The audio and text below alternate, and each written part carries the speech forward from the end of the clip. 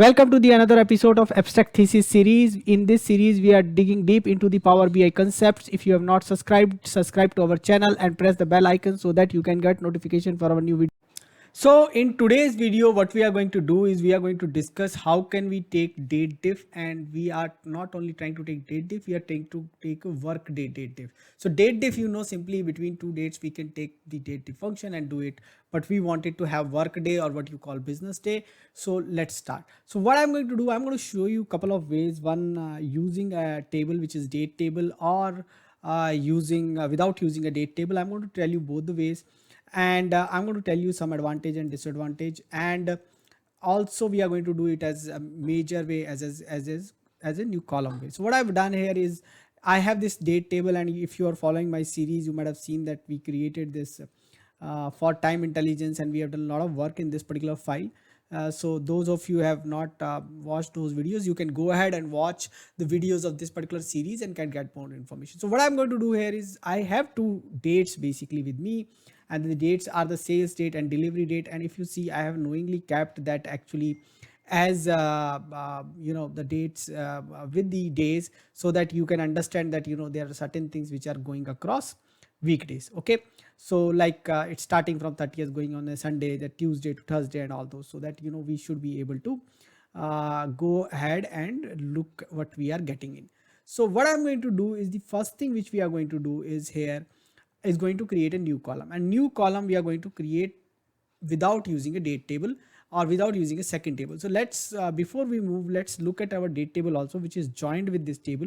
And if you see, this is my date table and doesn't have a workday column. So what I'm going to do is, even before I start doing that, I'm going to create a workday column out here. And now I have pressed by mistake enter. Usually we should press alt enter in such cases, so that we don't get this problem. So best way is alt enter. So I'm going to create a work day column out here. And what is my work day is nothing but weekday. And so weekday, and in the weekday I'm going to get for the date and comma 2.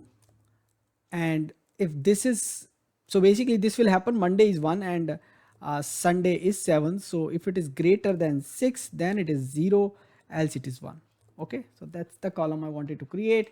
So I'm going to create a workday column, and this is what I'm going to use. So let me click outside somewhere, let me see. Okay, so it will load this column. Okay, so we got a column, and if you can see, like, it's all 1 1 1 1 1. Something is wrong. Okay, we saw greater than 6, we should have said greater than and equal to 6, greater than equal to 6. 6 is also a non-work day because we are starting from Monday. Fine, so we should get few zeros. Greater than equal to 6 is 0. Somehow we are not getting any 0. We have zeros. Okay, so best way, I'll tell you, just we will sort ascending. Okay, so we are getting zeros. Okay, it has taken some time to update, and now you can see that there are zeros every 7 days. You are getting 0. Now what now we need to do is, we are going to get now date diff. Now to do that, first thing which we are going to do is, we are going to use the sales table itself. Now in the sales table, what I'm going to do is, I'm going to create a new column, and in this new column what I'm going to do is, I'm not going to use the date table, but just I'm going to simply use the current table only. And so how do we use it? So we'll say, first of all, I want to create a calendar between these two dates. Okay, so what I call it as a date diff.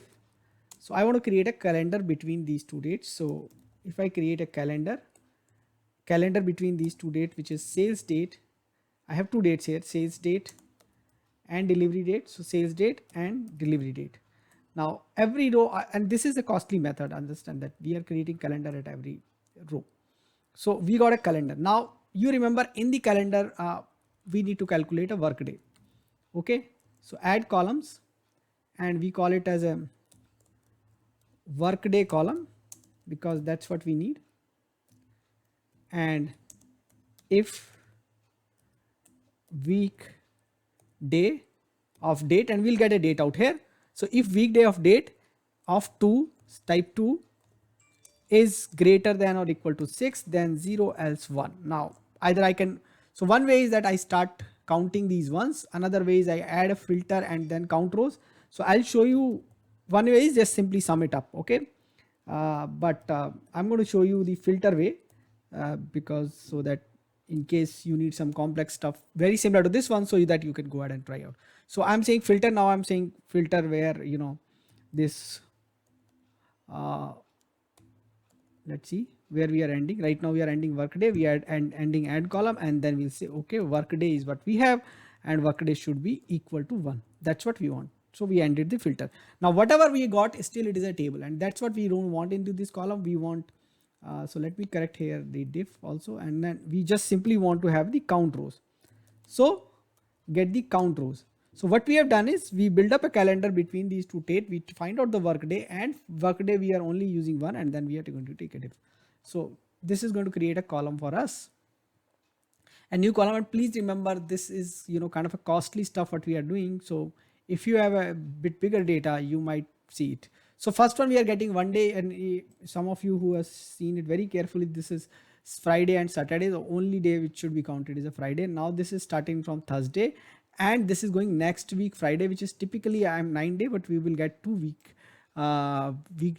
days which are weekend, so we are going to get 7 days out here. So same way we have the other dates. Okay, so seems like right now what we do is, sometime some of you has asked that you know, and then there is no difference here. Let's see, there could be some dates which is same date, or same date it might not generate, or you know, so there could be some places where we could have some issues. So let us see what is the issue here.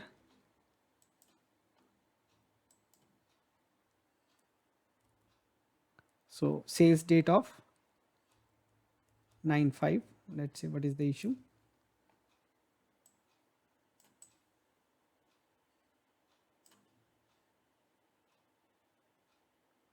Okay, so then when there is a one day and both of them are like Saturday Sunday, then it is not going to give us. So in that way what you can do is, because you are only counting work day, you can actually add 0. So we'll have a +0 out here. So this is how sometimes you have to do a testing, and then you find out, okay, now, but if this is 0, if you put it 0, it will be changing your average. So right now what I'm going, I don't want to consider this as part of my average only. So I'm going to make it as null only, because I don't want it to participate in my average. Now if I have to do it using the date table, and you remember we have added a column in the date table which is workday. So what happened if I wanted to use the date table? Now date table, again what I have to do is, between those two dates I have to count the dates and bring that in. So here what I'm going to say, date diff 2, and I have to say count x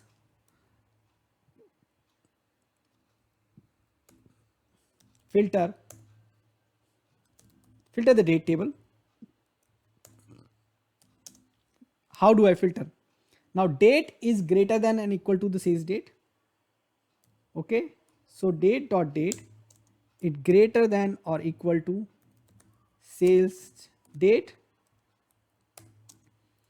and date dot date is less than or equal to delivery date.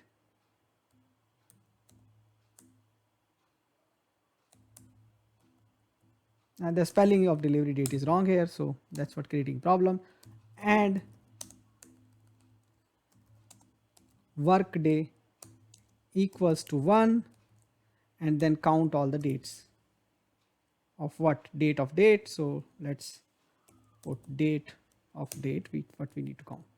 And let's see, this is the method. Now here what we are doing is, we are going to another table which is date table, and now there could be date table where you already set up your holidays and everything, and you have all set, and you can see the numbers are same. So now in my date table I could have set up my holidays also and everything. In case you wanted to use that and you don't want to complicate the stuff by creating a calendar, you can perfectly find to use your date table where you have your other holidays also set up. Okay, now but some of you wanted to say, okay, we would like to have it in a major way, not in the date way, because these dates could be across table. Now when it is across table, I already have a blog where I've shown you, you need to have a common key. Okay, so and then it is easy to take an average of overall number, and I need to explain you to that. So what I'm going to do first of all is, this table has a ID which is order number, and let's pull up those columns with the order number. So I go to sales, and from there I put this order number out here, and along with the order number I'm going to pay, let me create it as a table and make it as an unsummarized one. So I'll say don't summarize, and then let me put these to date diff also along with this date diff 1, date diff 2, and I'm going to do one more thing so that you understand it better. I put this date, and I also put the sales date. Now I'm going to make this as delivery date only, the other one is sales date only, and now you look at it. So now you are getting the sum, and I can simply go ahead and do, and that's why I said I'll keep it as a blank only. I can simply go ahead and say average. Okay, 4.41. Now challenge is, these dates, two dates could be across two tables, and I have a blog where I've shown you, you know, two tables they are across. Now in that case you need something like order number or some, you know, common table. Now that is, you need a common table, but right now let's assume this is the common table which is available, common column. Now this is the common column which is available for us, and sales and delivery difference I wanted to take up. Now I'll show you first thing, but when simply we will be able to create the measure, but the grand total will not match because grand total will recalculate. So, and unless I do show you that particular measure, you will not be able to understand that. So let me start with the measure, and we are going to use the calendar one only here. Again, a date one, I'll give you the blog link. Okay, so here what you can do is, this is measure date diff, and here what we are going to do, we know I have to do all those stuff. So first of all, let's start with calendar. So you need a calendar, and this is, I'm saying min of delivery date, and that's here because I need so min of sales date basically I need, because I need inside the measure, we have discussed in the past, we need to have measures only, or aggregatable columns, and then we call max. So min of one date and max of another date, that's how we are going to use it. And I taken delivery date. So my calendar is complete. Now in the calendar, you know, we have to add one column, which is add columns. And what is that column is going to be work day. So I'm going to call it work day. That's what we are calling it. And then we say if week, okay, weekday is not available right now. Weekday is a function which we need to use. And if weekday of date, see, we are able to get that. Now date is of this table which we are creating in memory. Please remember that comma 2 is greater than and equal to 6, then 0 else 1. Okay, we have to remember all these things. Now then we will say filter. We are going to filter this table what we have created. Now everything is right now in memory ongoing, and we call it workday is equal to 1. That's what we are going to call filter is closed, and we will say count rows. And now I'm telling you this measure is not going to be very fast. The reason is this entire calculation of creating the calendar and doing it is happening across each row, and is not going to be so easy and fast. Now it will further go down, further, you know, slow down when we do it. So let me find out where my measure has gone. It's measure date diff. Let me search it out. Okay, measure date diff has moved here. We can move it to any table we like. Now this one has came pretty quickly, but there is a challenge. You see a grand total here. Now to move this grand total, what I actually need here is I need to force average, and the moment I force the average, look at the time difference which is going to be created here. And I'm going to say values not going to be as fast as this one, and I need to force a primary key. Luckily I have a primary key of order date in my table. And now if you are having across two tables, this need to be a common dimension. So like when I tried it across two tables with the help of a date table only, then I actually went ahead and had created a common dimension order number. I had a sales table and I have a delivery table. Sales table had sales date, delivery table has delivery date, and I created a common order number, and then I used that particular common table to have all this calculation done. Okay, so Now I'm going to press enter. Now look at the time it is taking. Now it's created and the number is not updated, and actually it is still revolving here. I'm not able to see the icon, but the calculation will take a time, to appear in this particular table. So what we are going to do is, so we are going to check it back, values, sales order number, and let's click. I press the enter again, and that's where I say that this is the major which is going to take a little bit of time. So let's hold on for a second, let it refresh, and then we continue this tutorial. So, okay, I think I got the mistake which I was doing, and every time we are doing this X functions, we have to remember to give calculate. So I'm going to give calculate out here and see does this calculation happens correctly this time or not. So please remember, when you use X function, you have to be a bit more careful to give, calculate. And I can now see the this revolving icon for some time, and you can see the difference. The moment I put the average, the calculation is taking more time. Now still it is revolving because of the color. You are not able to, might not be able to observe that, but I can still see it. Now once it is changed, you will see we will have average number. Okay, so I have the average number now, and you are seeing it's just 4. And if you see, look at the properties right now, the property is whole number. I'm going to change it to decimal number, and then further now I have to do it in 2 steps, and I'm going to make it 2 decimal place.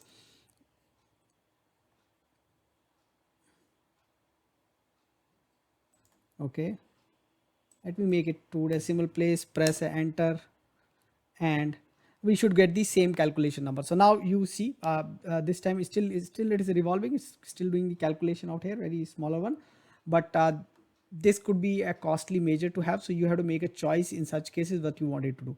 Now if the similar kind of stuff you have to do it, let's say if it is a cross table and you want to use that table, that's again you can do. So instead of this calculate count rows, I'll just tell you that calculation also. So let's go ahead and create now when we want to use the date table. So now if you want to use the date table, so what we are going to use in that case is uh, we are going to use let's say date diff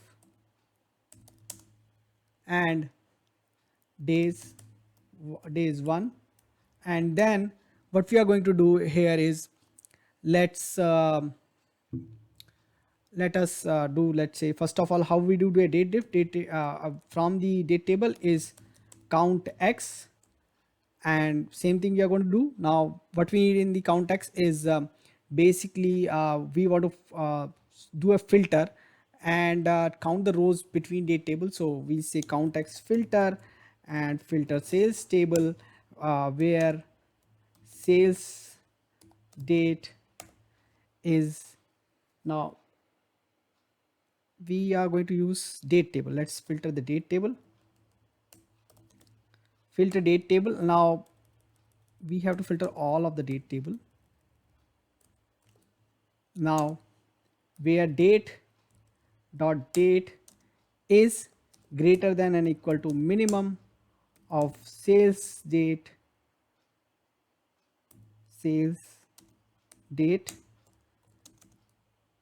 and date of date is less than and equal to max of delivery date. Okay, and something we are missing here. Okay, now we have to say date of date. Let's see, does it work?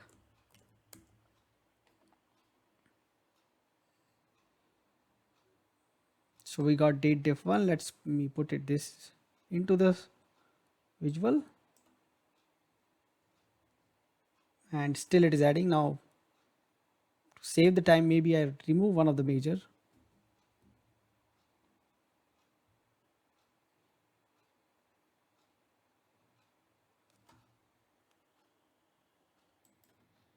So now we got this number, but and I'm going to remove this, and you will say why the number is more, because we have not taken off care of the weekday.